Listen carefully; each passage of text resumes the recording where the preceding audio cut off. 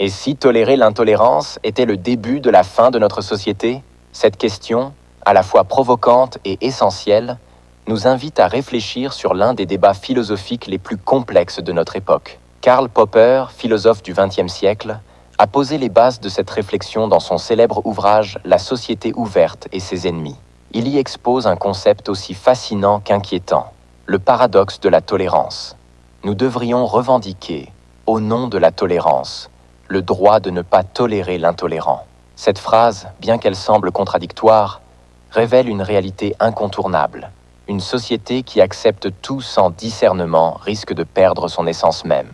En tolérant l'intolérable, elle ouvre la porte à des forces qui pourraient détruire ses principes fondamentaux. Imaginez une société où les idées de haine, de division et de violence circulent librement, sous prétexte de respecter la liberté d'expression. Ces idées, si elles ne sont pas contrées, ne tarderont pas à éroder les bases de cette même liberté. Cela peut sembler abstrait, mais l'histoire regorge d'exemples concrets où des régimes autoritaires ont émergé précisément parce que les premières alertes n'ont pas été prises au sérieux. Aujourd'hui, dans un monde où les débats s'enflamment sur les réseaux sociaux, où les discours de haine se propagent parfois plus vite que les idées de paix, le paradoxe de la tolérance est plus actuel que jamais. Avant de plonger dans ce débat fascinant, prenez un instant pour réfléchir. Qu'est-ce que la tolérance signifie pour vous dans le monde d'aujourd'hui? N'hésitez pas à partager votre opinion en commentaire et à vous abonner si ce sujet vous intéresse. Comprendre ce paradoxe, c'est d'abord saisir la vision de Popper.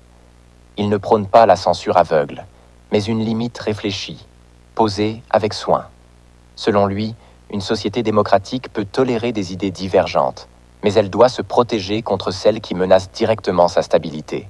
Prenons un exemple concret, les discours de haine. Dans de nombreuses démocraties, la liberté d'expression est un pilier fondamental. Mais que faire quand cette liberté est utilisée pour propager des idées de violence ou de division? Est-il juste de tolérer ce qui pourrait un jour saper les bases de la tolérance elle-même? C'est ici que l'idée de limite devient cruciale. Une société tolérante ne peut survivre si elle accepte des comportements ou des idées qui cherchent à la détruire. Comme l'a si bien résumé une réflexion philosophique moderne, la tolérance ne s'applique qu'à ce qui est mutuellement compatible. En d'autres termes, elle n'a de sens que si elle protège un cadre de respect et de paix. Regardons l'histoire. Après la Seconde Guerre mondiale, de nombreuses nations ont intégré dans leurs lois des mécanismes pour prévenir la montée d'idéologies extrémistes. Par exemple, les lois contre le discours de haine ont été conçues non pas pour museler les opinions, mais pour préserver la cohésion sociale. Cela soulève cependant une question délicate. Où fixer les limites? Comment distinguer ce qui est simplement controversé de ce qui est réellement dangereux? Aujourd'hui, ces questions se posent avec encore plus d'intensité. Dans un monde globalisé, où les idées circulent à une vitesse vertigineuse, la tolérance est souvent confondue avec l'acceptation totale. Mais tolérer ne signifie pas accepter aveuglément. Cela implique de faire preuve de discernement. Prenons des exemples contemporains. Les débats sur des sujets comme l'avortement ou les droits des transgenres révèlent des tensions profondes dans nos sociétés. Certains les perçoivent comme des menaces à des valeurs fondamentales, tandis que d'autres les considèrent comme des avancées nécessaires pour la justice sociale. Ces divergences montrent à quel point il est difficile de tracer une ligne claire. En réalité, ces débats reflètent une question fondamentale. Une société libre peut-elle vraiment tolérer tout? La réponse n'est pas simple, car elle dépend des valeurs sur lesquelles repose cette société. Mais une chose est certaine, la tolérance sans limite n'est pas une solution viable. Comme l'a si bien dit une pensée philosophique contemporaine, la morale n'est pas un ensemble rigide de règles, mais un processus actif d'apprentissage. Cela signifie que les réponses d'hier ne suffisent pas toujours à résoudre les défis d'aujourd'hui. Au cœur de ce débat se trouve une tension. En voulant protéger la tolérance, ne risquons-nous pas de devenir intolérants nous-mêmes?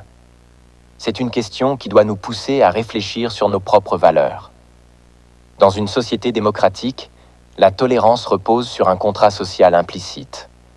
Je respecte vos idées, à condition qu'elles ne menacent pas directement les principes qui nous permettent de vivre ensemble. Mais que faire lorsque cet accord est rompu? Si nous devenons ce que nous combattons, comment préserverons-nous nos principes? C'est ici que réside tout le défi.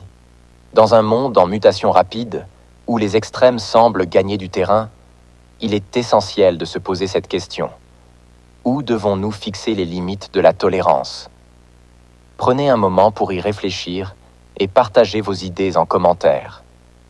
Popper a souvent été mal compris. Son message ne prônait pas la suppression des idées controversées, mais il soulignait l'importance de refuser la violence et l'intimidation comme outil de débat. Ce qu'il dénonçait, c'était la tolérance envers ceux qui rejettent le dialogue et choisissent d'imposer leurs idées par la force. Cette distinction est essentielle. Être tolérant ne signifie pas accepter tout sans discernement. Cela signifie s'engager à défendre la justice et le respect, tout en refusant de céder aux idées qui sapent ces principes. Cependant, dans notre monde moderne, ce paradoxe est souvent détourné. Il est parfois utilisé comme justification pour museler les opinions opposées. Mais une société démocratique ne doit pas tomber dans ce piège. L'objectif n'est pas de censurer, mais de protéger ce qui est juste. Pour cela, il est crucial de comprendre comment les idées se propagent. Les faits et la logique ne suffisaient pas toujours à contrer les idées nuisibles. Il faut toucher le cœur des gens, tout en gardant un esprit rationnel. Une réflexion contemporaine l'exprime bien. Les idées sont propagées par l'émotion et la logique. Combattre des idées nuisibles nécessite d'atteindre à la fois le cœur et l'esprit. Mais cela soulève un autre danger, l'usage excessif de la rhétorique. Si nous tombons dans le piège d'utiliser des émotions fortes sans fondement rationnel, nous risquons de perdre notre propre crédibilité. Trouver cet équilibre est essentiel pour préserver nos valeurs démocratiques. Alors, que pouvons-nous faire face à ce paradoxe? Tout d'abord, nous devons reconnaître que la tolérance n'est pas une vertu absolue, mais un moyen de construire une société juste et équitable. Cela signifie dessiner des lignes claires et ne pas hésiter à dire non à ce qui menace la cohésion sociale. Par exemple, les lois contre les discours de haine ne doivent pas être perçues comme des outils de censure, mais comme des mécanismes de protection. Elles visent à empêcher la propagation de l'intolérance tout en garantissant un espace où les idées peuvent être débattues de manière respectueuse. Ensuite, il est important de cultiver une logique chaleureuse, un équilibre entre raison et empathie. Une société qui valorise uniquement la froide rationalité risque de devenir insensible, tandis qu'une société dominée par les émotions peut sombrer dans le chaos.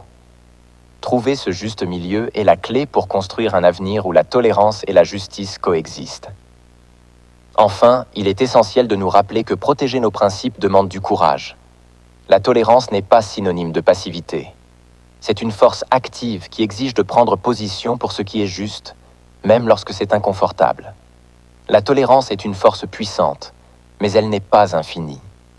Elle demande réflexion, courage et une vigilance constante. Protéger ce qui est juste exige parfois de fixer des limites. Si nous tolérons l'intolérable, nous risquons de perdre ce qui fait la richesse de nos sociétés, le respect, la justice et la liberté. Alors, prenons un moment pour réfléchir. Quelles valeurs voulons-nous protéger? Quelles limites devons-nous tracer pour garantir que ces valeurs perdurent? Si cette vidéo vous a fait réfléchir, abonnez-vous pour poursuivre cette discussion. Partagez-la avec quelqu'un qui pourrait être intrigué par ce débat. Ensemble, continuons à explorer les questions qui façonnent notre monde.